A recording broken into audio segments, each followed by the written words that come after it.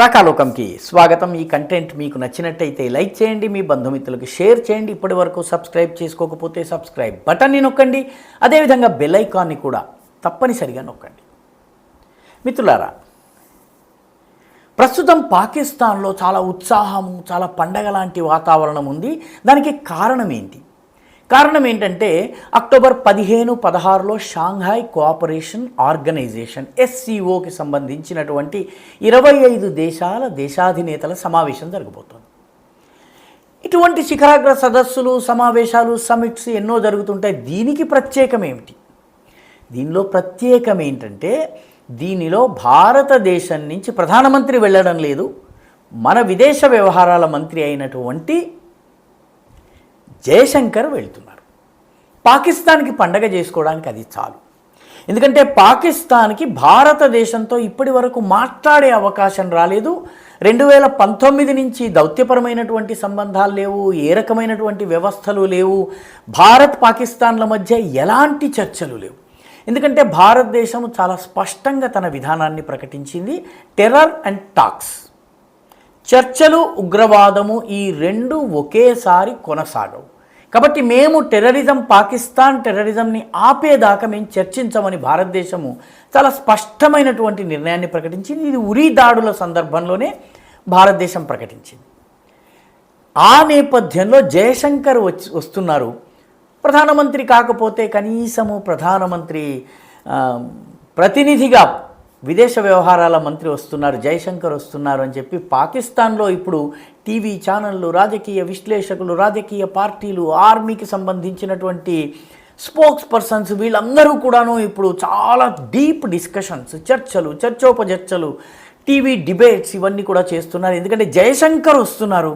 జయశంకర్ వచ్చిన తర్వాత భారత పాకిస్తాన్ల మధ్య చర్చలు జరుగుతాయి.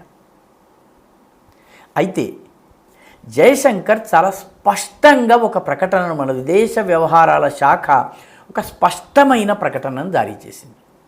ఆ ప్రకటన ఏంటంటే భారతదేశము షాంఘాయ్ కోఆపరేషన్ ఆర్గనైజేషన్ SCO యొక్క సదస్సులో పాల్గొనేందుకు మాత్రమే పాకిస్తాన్కి వస్తోంది. అంతే తప్ప దీనిలో వేరే ఎజెండా లేదు. పాకిస్తాన్తో చర్చలు అనేవి జరగవు.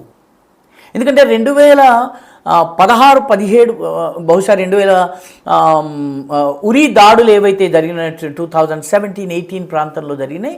ఉరీ దాడులు జరిగిన తరువాత నుంచి భారతదేశము terror and talks cannot go together అన్నటువంటి ఒక కన్సిస్టెంట్, దృఢమైన, స్పష్టమైన విధానాన్ని అవలంబిస్తోంది. కాబట్టి పరిస్థితిలో మార్పు రాలేదు. కాబట్టి పాకిస్తాన్లో టెర్రర్ ఇన్ఫ్రాస్ట్రక్చర్ అలాగే ఉంది. కాబట్టి ఇప్పటికీ పాకిస్తాన్లో భారత వ్యతిరేక ట్రైనింగ్ క్యాంప్స్ నడుస్తున్నాయి. కాబట్టి చర్చలు లేవు. పాకిస్తాన్తో ద్వైపాక్షిక సదస్సు ప్రశ్నే లేదని చెప్పింది.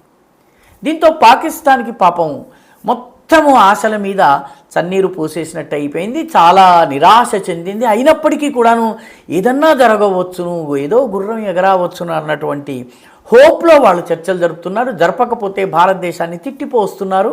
భారతదేశం చాలా దురహంకారపూరితంగా వ్యవహరిస్తోంది. ట్రేడ్ వల్ల ఇరు దేశాలకి లాభము అని చెప్పి కూడా వాళ్ళు పాకిస్తాన్లో ఈరోజు చర్చిస్తున్నారు. తమాషా ఏంటంటే భారతదేశంతో ఉన్నటువంటి వ్యాపారాన్ని పూర్తిగా నిలుపు చేసింది పాకిస్తాన్.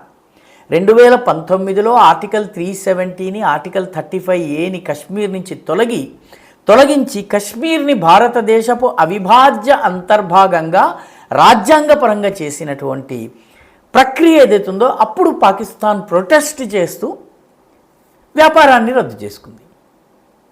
చెరువు మీద కోపం వచ్చింది. పాపం చెరువు దగ్గరికి వెళ్ళడం మానేసింది.